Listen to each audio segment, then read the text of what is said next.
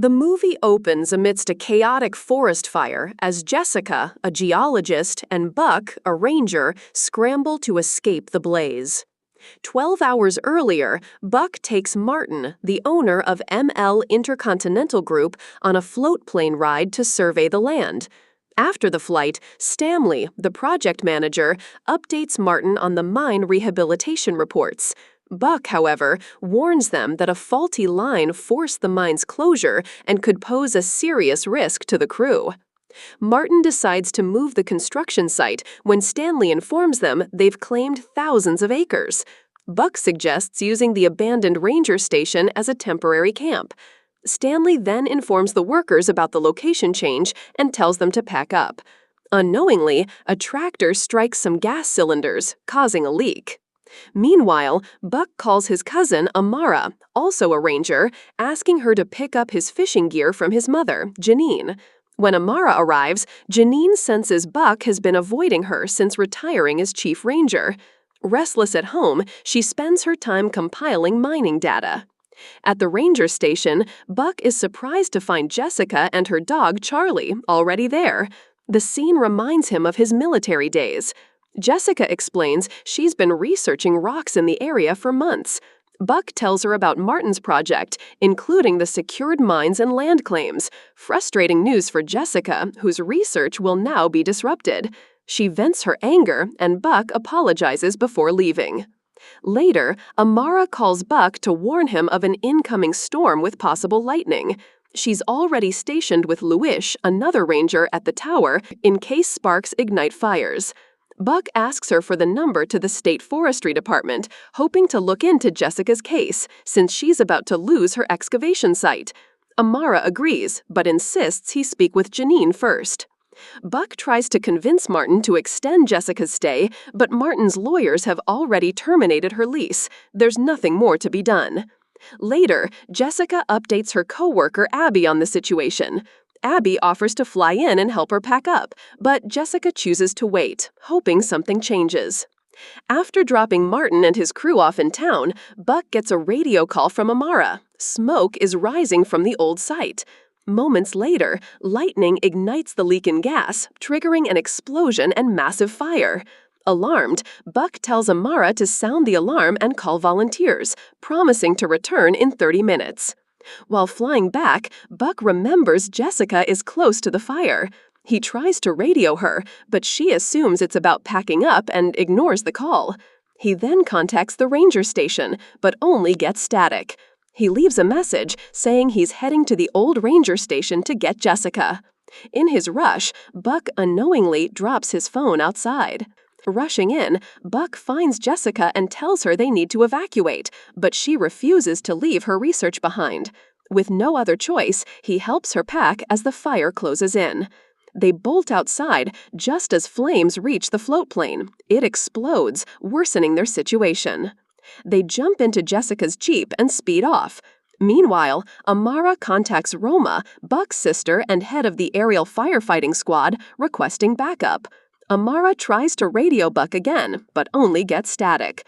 She sends a message to Janine, knowing they'll need every available hand. Buck realizes he's lost his phone and grows frustrated. Jessica offers hers, but there's no signal. In the chaos, she doesn't notice a falling tree until it crashes onto the Jeep's hood, forcing them into a wreck. Overhead, Roma begins spraying fire retardant to contain the flames. Inside the Jeep, Jessica panics when she realizes Charlie is missing. She and Buck search the woods until they find him, unharmed. Buck tries to restart the Jeep, but the engine is destroyed. With no choice, he tells Jessica their best bet is reaching his family's hunting cabin 60 miles away, where they can access a radio. As they walk, Buck asks Jessica why she became a geologist. She shares that her love for nature began with childhood picnics in the wilderness with her parents and brother. Buck apologizes for being tense earlier, and Jessica apologizes too. They both understand they have to work together. At the ranger station, Amara receives a call from Abby, who saw the fire on the news. Amara assures her Jessica is on the missing persons list and they're searching for her. Janine calls next, and Amara updates her. She believes Buck went to get Jessica but has since lost contact. Janine trusts that he'll head for the cabin and arranges to meet a ground unit at the highway to guide them to the lake for water access. Meanwhile, Jessica's ribs ache from the crash. Buck suggests resting, but she refuses. As he tends to his own injuries, Jessica offers to help. With night falling, Buck insists they find shelter. Jessica proposes heading to the base of the mountains, where rock formations provide natural cover.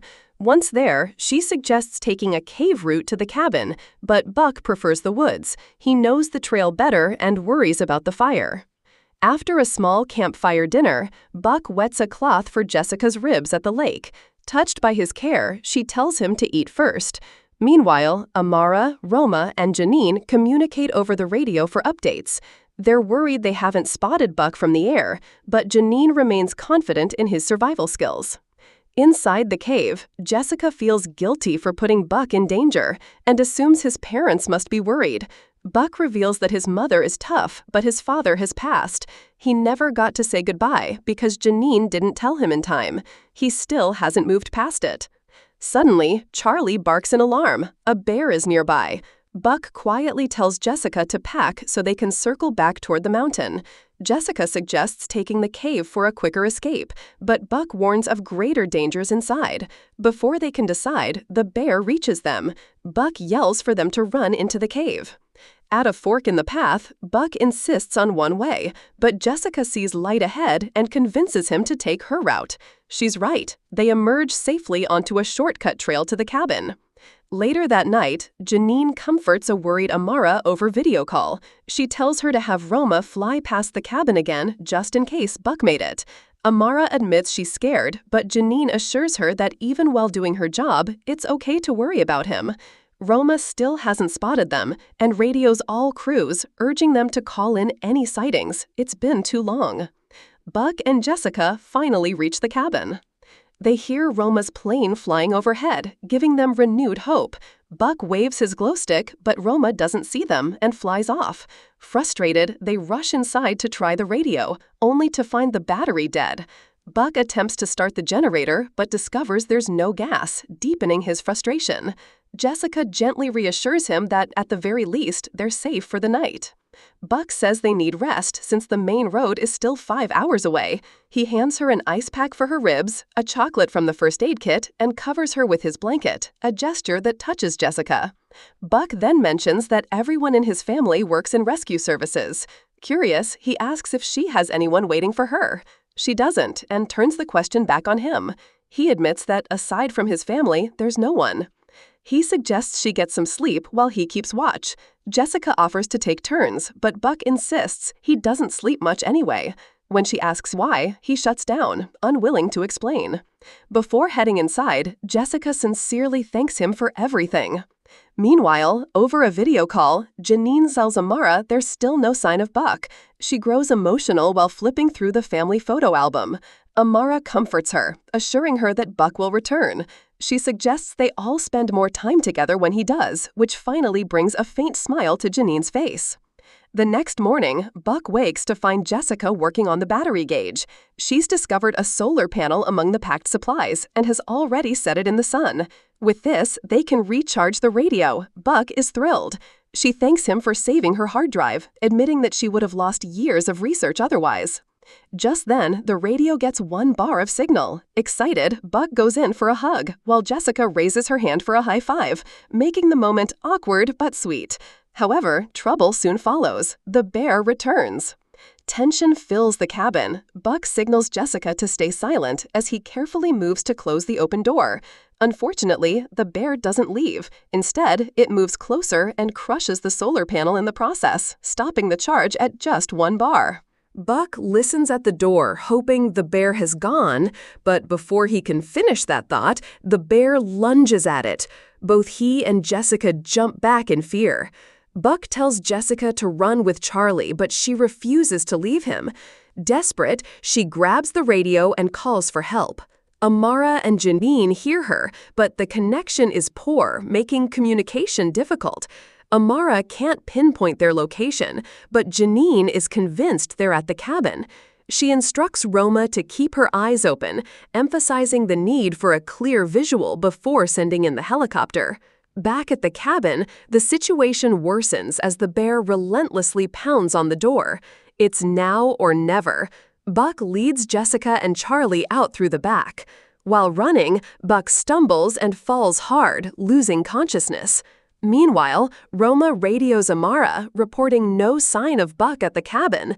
But the cabin shows clear evidence of a bear attack, confirming that Buck and Jessica had been there. Amara is devastated, and Roma gently tells her to inform Janine, both feeling heartbroken. Luckily, Jessica rushes back for Buck and manages to wake him. In her panic, he slowly regains consciousness. He quickly realizes the wind has shifted and the fire is drawing dangerously close. Jessica suggests outrunning it, but Buck has sprained his ankle, making that impossible. He tells her about an abandoned fire lookout that might have equipment, and she immediately helps him walk toward it. On the way, they discover an abandoned quad bike. Jessica works to get it started, while Buck, despite the pain, limps forward and picks up a pair of binoculars to assess the fire's movement. Meanwhile, Amara admits they're running low on supplies to fight the fire, but Janine tells her heavy rain is starting to fall, judging by the clouds. Relieved, Amara updates Roma, who is still searching for Buck. Buck also notices the shifting weather, but knows the rain won't reach them in time. Their best chance is to get to the river. Just then, the quad bike's engine roars to life, only to sputter out almost immediately due to an empty fuel tank. Smoke thickens around them.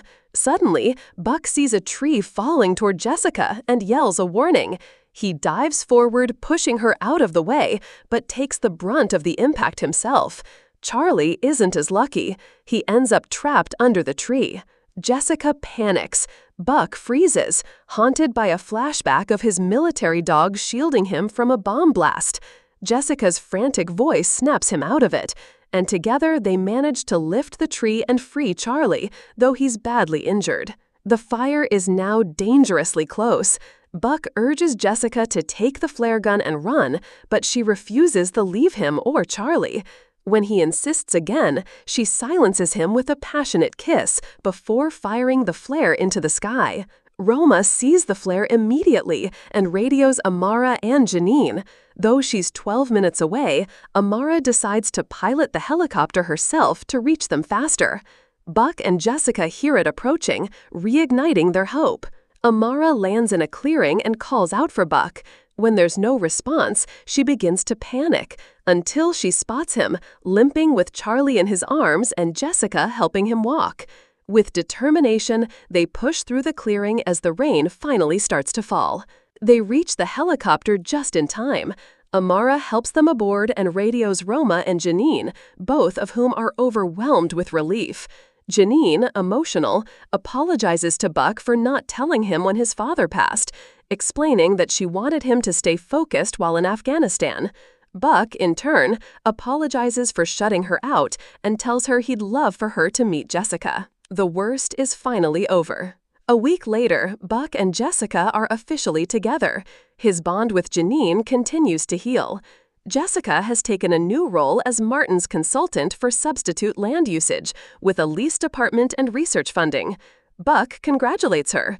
When she asks if she's talked about his military service, Buck admits he hasn't, but says he'll handle it. Jessica reminds him that it's okay to accept help, and he agrees to call veteran services. She assures him that she and Charlie are there for him. Then she kisses him warmly before they head inside, ready for a fresh start. Don't forget to like and subscribe. I love you all. Bye-bye.